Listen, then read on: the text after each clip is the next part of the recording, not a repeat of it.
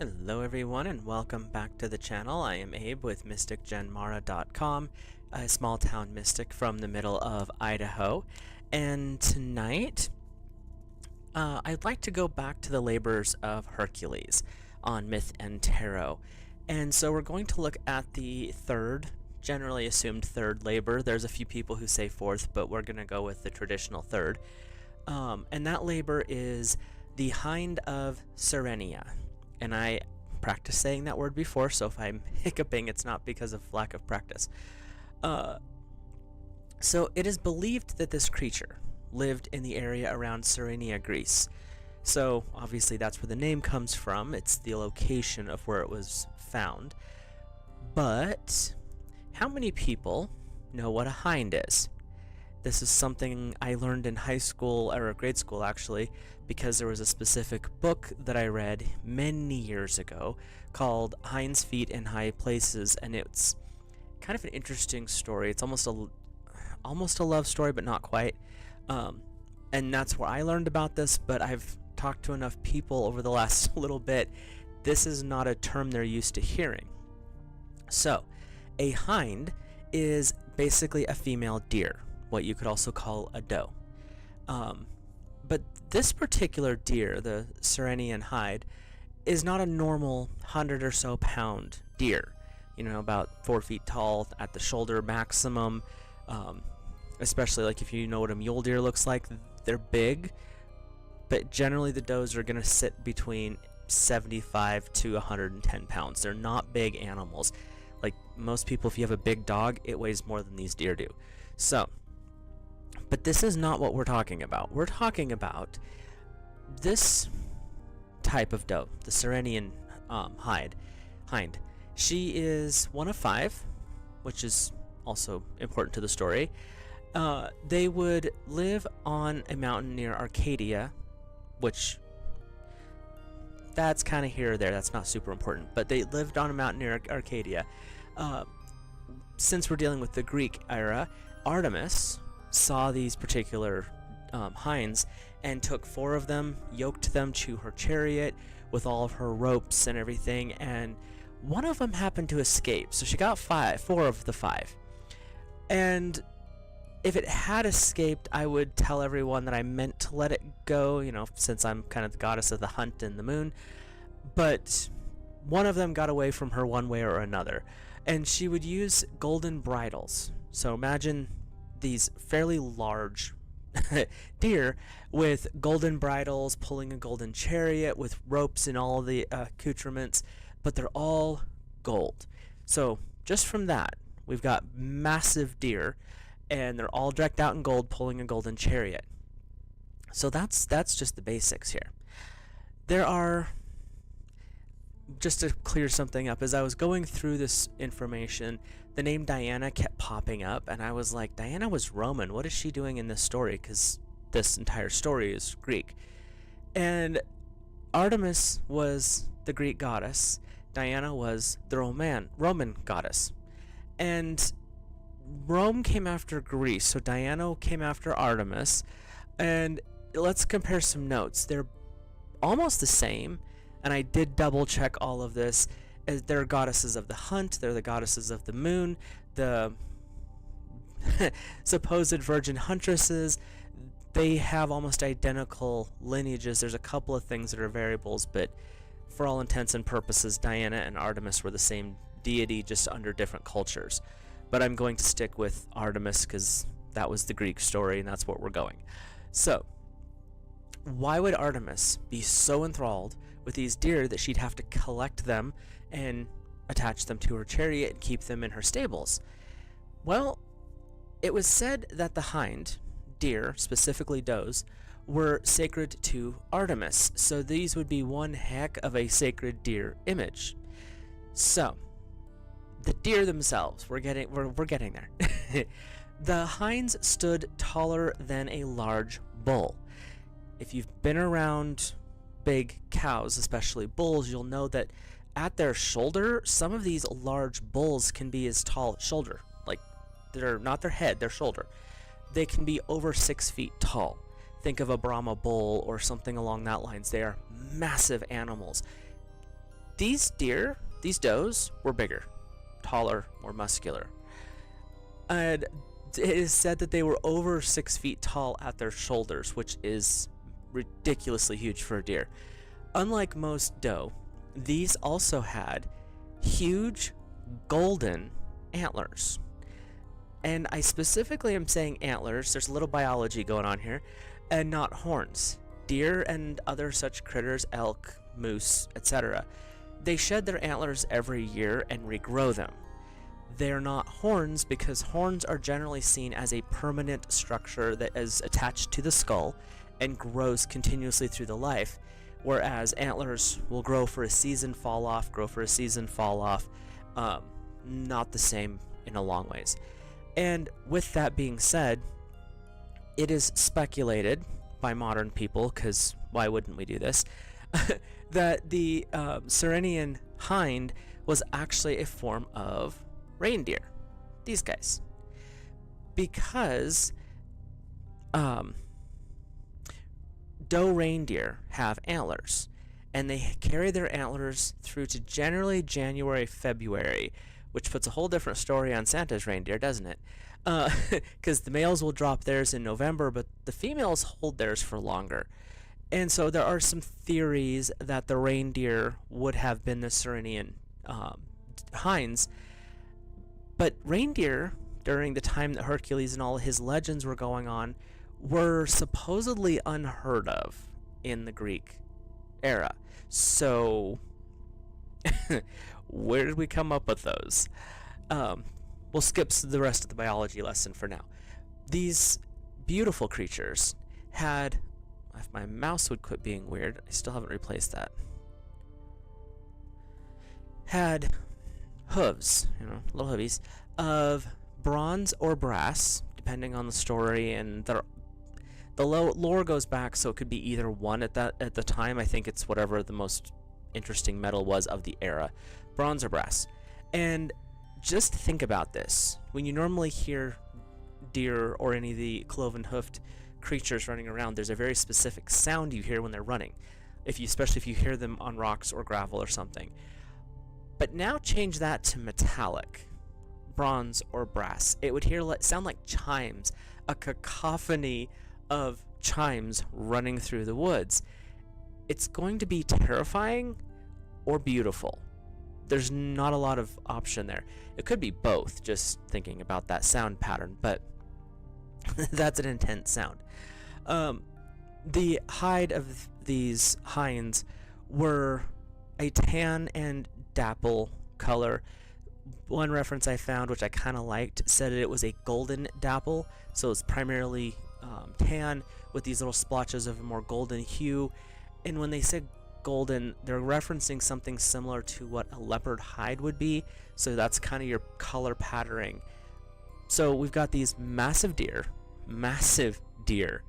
with bronze or brass hooves, and you've got this dapple gold tan hide and golden antlers, which were significant. And if you need a reminder of how big a reindeer antler is, these guys stand really tall and their antlers are massive.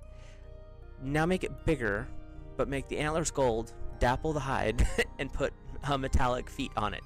So we're not talking about anything that should ever be seen on this planet, but these beings, being as large as they were known to be supernaturally fast, and it was said that no arrow could ever catch them. No wonder they were sacred to the moon and hunt goddess, right? And did I mention that they breathe fire?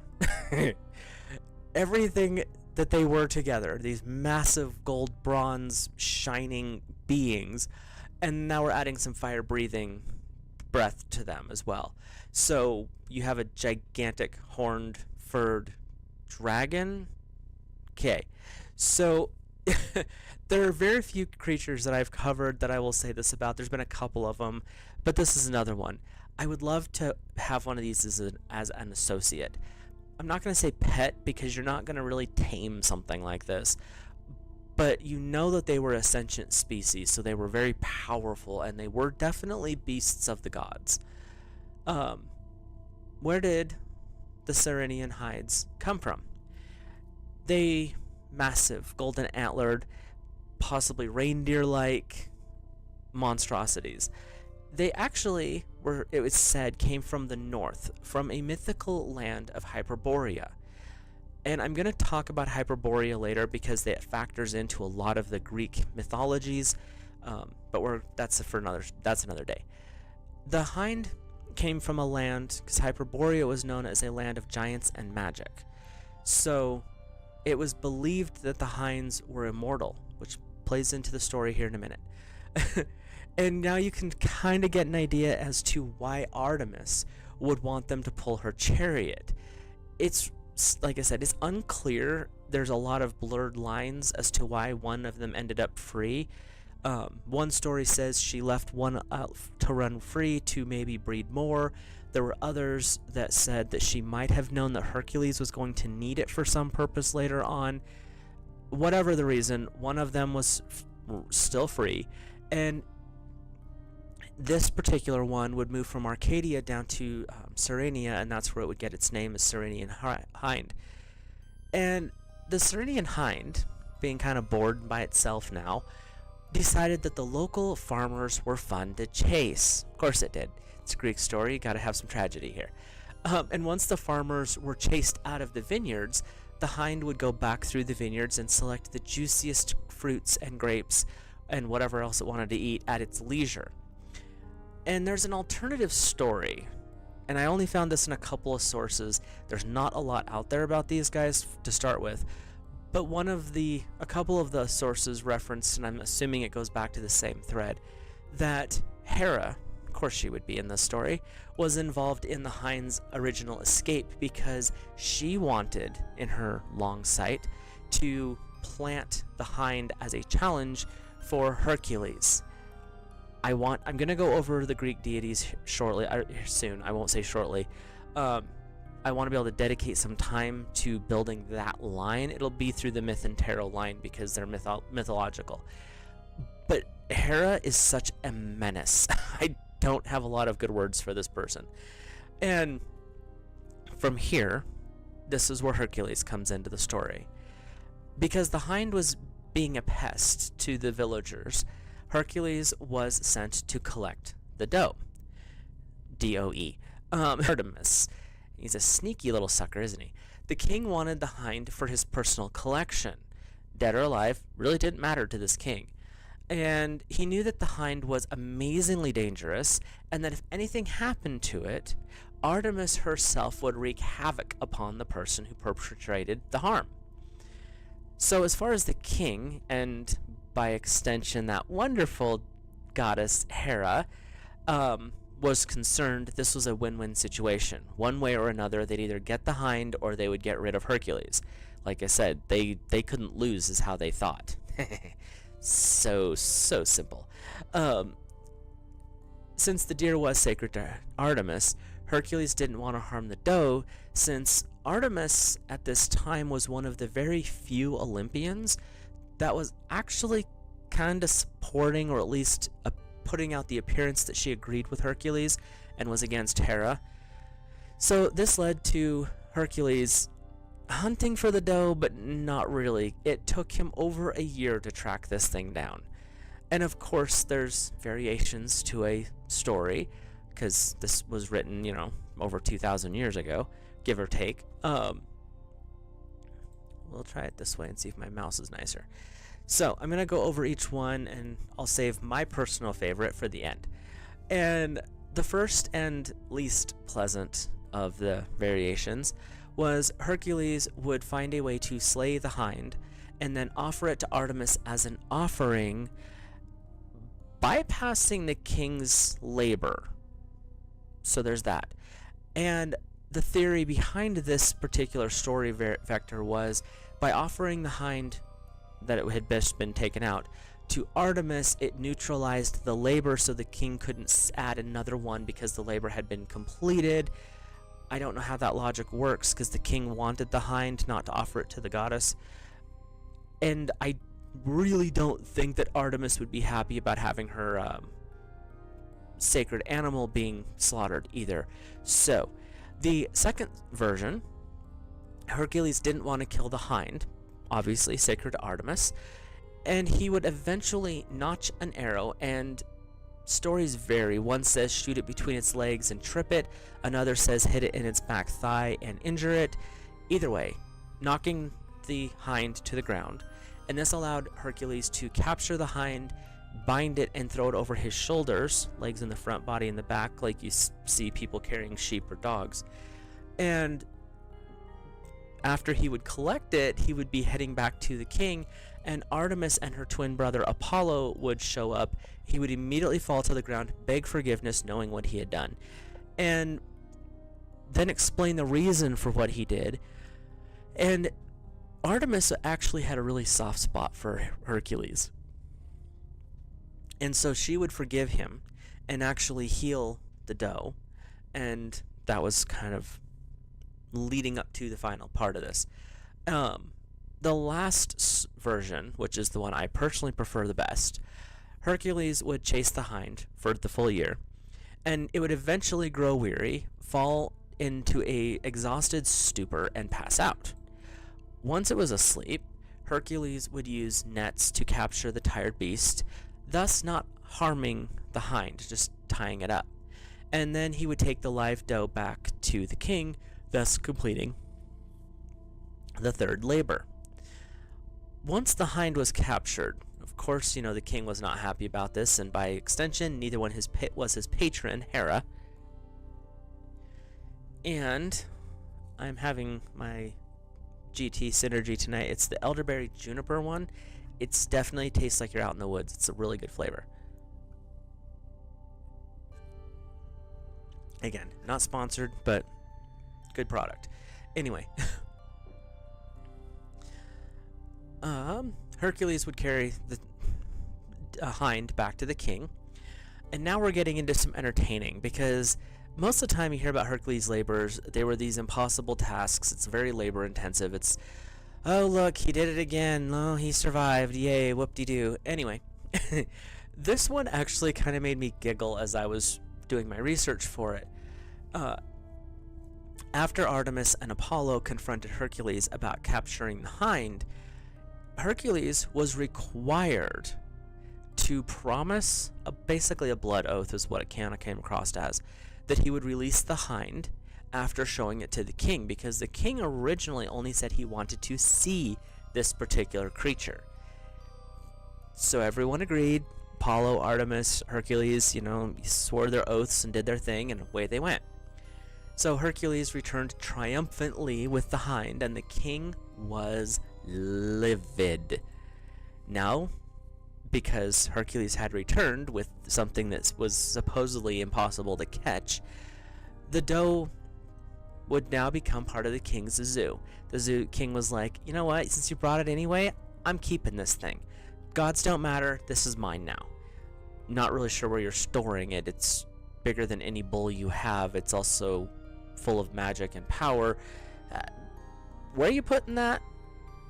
Anyway, Hercules, because of his promise to Artemis and Apollo, he didn't want to cross that. So, in an act of, to me, humor, he loosened the bindings of the hind, and then he placed the hind on the ground, told the king, if you want this animal, you're going to have to take control of it. I brought it to you. That's my part. That's what I agreed to. That's what you agreed to. Our part is over here. So then Hercules would walk away. The king went up and grabbed the bindings of the hind, and all the knots fell loose, which allowed the hind to jump up and flee, freeing the doe from the king's capture. And since the king was the last one to touch the doe or the bindings, the king was technically it was his fault. And Hercules was free to continue on, which just angered the king even more, adding more complications to the fourth labor coming later. The hind is said to this day, 2024 as of today, still be wandering somewhere around the mountains and hillsides of Greece and Italy, because the hind was an immortal being and you can't just kill it by old age. So there's a possibility this particular critter still roaming around somewhere. And in the end, is this the end of the Ceryneian Hind? Actually, no. As I said, she's probably still roaming around the Greek and Italian countryside if we went to look for her. But she does show up in a couple of shows. One in particular but it's not in her pure form, her beautiful form. She shows up as the Golden Hind in the 90s TV show Hercules: The Legendary Journeys. In this appearance, and this is where she's not quite the way she's supposed to look, she appears as a centaur-like creature, same hide covering, gold hooves, or bronze hooves, and deer antlers, but it's more like a centaur with a beautiful woman on as the human part. I remember watching that episode years ago. I would never have associated the Ceryneian Hind with that creature because it's just not quite right. This is one image I found of Hercules capturing the hind without harming it, and so there's a lot of interesting lore behind all of that. But that's kind of the end of our tale for this particular creature. And as I said, she's probably still roaming around out there somewhere. If someone from, if you're out wandering around the Greek hillsides, keep your eyes open. You might see a giant leopard-like deer with golden antlers, or you might hear some clanging as you're wandering around on a trail somewhere that sounds a lot like brass or bronze striking stones. Well, that might be the Ceryneian Hind roaming around out there, wanting to go find her friends, because they went with the Olympian gods wherever they ended up. There's a lot of speculation on that too, whether they were fully not aliens or if they were deities or however that worked. But wherever they are, the other hinds are still there, all four of them, or they may have went back to Hyperborea. You never know. But the legend and the lore has it that the Ceryneian Hind herself is still roaming around that vicinity. So, as we are doing a show called Myth and Tarot, the second part is to do a tarot reading for our creature. And as we're talking about the Ceryneian Hind, that is who we're doing the reading for. I use a basic Celtic cross spread for this, and it is for entertainment purposes. And I read as if the hind is sitting in front of me requesting said reading. So we will hop into that. Again, this is kind of fun, but that's what it's for. So our significator card, if I can pick it up, is the Two of Wands. So the significator is the animal, or this creature itself. So the Two of Wands there's a little bit of coyness. Obviously it's a doe, and when we're talking about that, we're especially being dedicated to Artemis. It's an innocent creature, wise, could be a little naive at the same time. There's a polarity there. But the Two of Wands is saying this creature is very naive in one aspect, but it has this passion, this drive for adventure and growth, but it's not sure how to go about it. That's why Hercules was eventually able to catch it, had that naive part. But the hinds tend to be a little bit more boisterous. They tend to want to go play as long as they're safe, and something like this one would probably be pretty safe. The thing that's crossing it, an obstacle or a challenge, is the Death card. But death is not so much a physical death. It's an immortal being. It's not going to die like that. But in this aspect, as something that's crossing it, it's actually more of an end of an era, is what I'm hearing. So an end of an era for the hind. This could be the fact that there is so much in modern day industrialism. There's a lot of anti-mythology people that don't want to believe in any of that. So there could be a little bit of fading from the realm of man for the Ceryneian Hind, which is kind of sad, really, because they're really a beautiful creature. When you think about it, it's this amazing golden horn or golden antlered creature, and there just says there's this vibe of it's fading from existence. So the thing that's crossing it, the challenge or the obstacle, is basically being forgotten. Its higher self influences, I'll have to edit this card, is the Nine of Pentacles. I love this deck. It just has this bad habit of showing nudity. And the Nine of Pentacles is saying that there's a lot of prosperity here. There's also a little bit of freedom that is coming forward, is what I'm seeing. So their higher self is saying, you still have a lot of charms, you still have a lot of energy, there's a lot that you can still offer to the realm of man. Don't fade away just yet. Hang out here a little bit longer. Hyperborea will be there. It's an immortal land as well. You don't have to run off just yet. So our subconscious energy, or shadow self energy for our hind, is the Three of Chalices. It's kind of a lackadaisical energy that's coming up here. It's almost a lazy, like, do I have to keep doing this? My friends are gone. There's people everywhere. I can't hardly hide anymore. Like, where am I supposed to go? What am I supposed to do? So their root subconscious shadow is really blasé, and it's being kind of rough on them right now, not beneficial. The immediate history, their past, and it's an immortal, so we'll go back 1,000 years, is the One of Swords. There's a lot of fear that was boiling up. The world was changing, and as immortals, especially creatures, they may not understand how things change. Their native land, which would have been the Greek area, which at one point was massive, has been split up, it's been fractured, their homes are not where they used to be, there's a lot of buildings that have went up. So in the last 1,000 years, the Ceryneian Hind has felt a lot of fear and a lot of things that were being stripped away as well. So it's not as comfortable as it used to be. It's not playing through the vineyards. I mean, it still might play in the vineyards, but it's not doing it as frequently or as freely as it used to.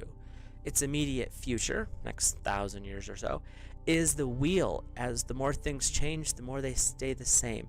This indicates that there will be a time when the Ceryneian Hind comes back into the realm of man. This is saying that the future is actually a lot brighter than the crossing energy or the shadow self, which is that fading from the world and just not caring anymore, like, just get me out of here.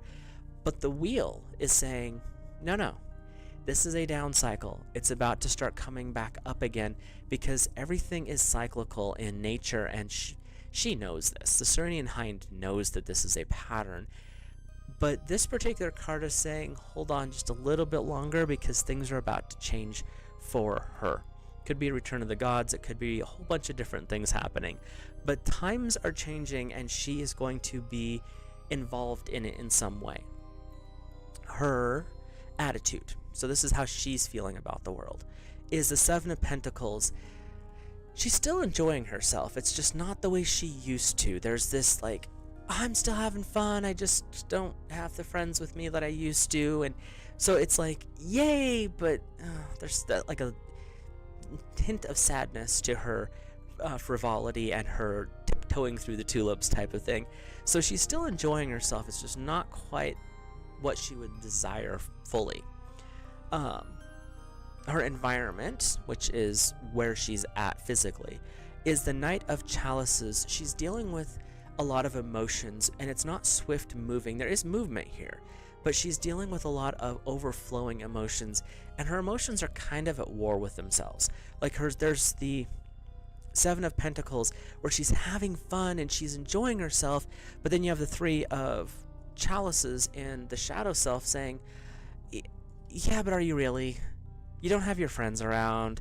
That's like, what are you doing? And that's tempering her joy and her happiness. And so when you're in that environment of the warring emotions, it makes it hard to stay focused on one thing. She's a little distracted in her brain about how things are going. Her environment's a little bit chaotic right now because, you know, there's a lot going on in that area of the world. And so she's just not sure where she stands anymore. And that's one of those things that's leading her to not want to hang out in the world of men if she doesn't have to. Her hopes and fears is numbers 14, the Temperance card. The Temperance card is saying her hopes and fears. Her hope is that things will settle down and she'll be able to return to her glory days in a new form, so to speak. But her fear, because this is the tempering part of this, is that she's going to be completely forgotten and she'll end up having to go back into the world of myth and lore where no one actually remembers her name anymore. That's not the most happy thing, and that is a fear. With Temperance, it's a balance. It's not an extreme one way or another. You're tempering the excitement with more of a somber state, and you're bringing that sadness into a more neutral state. So she's being guided to find her balance again, because her hopes and fears are at such extremes that if she can find the balance, then she can see a clear path ahead. And the clear path ahead is the outcome. It is the Tower, number 16. With this card coming forward as her outcome, there are some things that are going to have to be taken out. There's some things that need to be broken down, some beliefs, some views, some opinions that she has right now that are not the best for her. And so with the Tower as her conclusion of this reading, it's saying maybe it's time to rethink some things, break some of these images down, rearrange, and maybe step into a different role. She's been the Ceryneian Hind has been the fun-loving, playful doe running around the mountains, or, in Greece, Italy, in that area, that whole Eastern European area, and now she's being called to being a little bit more stable, more focused. And so her outcome is, what can you learn from the past? Things that have happened in the past maybe weren't the best, and how can you transform that into something in the future? The Tower is not a negative card, especially in this aspect as her conclusionary card, because it's saying there's things that are going to have to be shaken up. There's people falling off the top. Obviously, it's not the greatest feeling. But the Tower is saying you have to destroy sometimes to be reborn. You have to tear something apart to fix it. And in this situation, she's done a lot in her life, and now it's time to learn from the mistakes of the past, take the things of value and use them to push forward. So, with that being said, I hope you enjoyed our little journey into the Ceryneian Hind. And if it's something you've never heard of, it's definitely worth just checking out some of these other ideas. And like I said, I first heard of the Hind from a book, and I'll see if I can find it, and I'll put it in the comments down below, called Hind's Feet in High Places. And I read this, like I said, it's been a couple of years ago. We won't talk about how long ago high school was, or grade school, even worse. But that's when I first heard of it. And so when I ran across the Ceryneian Hind, when I've read about Hercules, I was like, oh, I knew what that was. I didn't realize the description. Yeah, I knew it was a doe, and I knew it was, a deer of some form, but I didn't realize exactly what that implied in the Hercules story. It definitely changes how you look at some of these older traditions when you start seeing that kind of stuff. So, if you're new here, hit that subscribe button, drop a like on the video, and if you have some suggestions or if you've heard of something like that before, let me know in the comments down below, and we will probably keep going with the labors of Hercules. I think I've done like 5 or 6 of them so far. We'll keep going through those monsters and creatures first, and then I'll probably use that as a springboard into the we'll go through about 5, 6, maybe 10 of the Olympian deities, maybe some of the Titans, just for good measure, to see why the Olympians were the way they were. And since we've already talked about Echidna, who is older than the Titans, we've kind of have a little lore in a Greek vein going on here, so we might stick with that one for Myth and Tarot for the foreseeable future, because there's a lot there. With that, I will let you guys go. I thank you for swinging by and checking this out. If you're interested, like I said, comment down below. Let me know thoughts, feelings, opinions, and I will see you guys in the next video.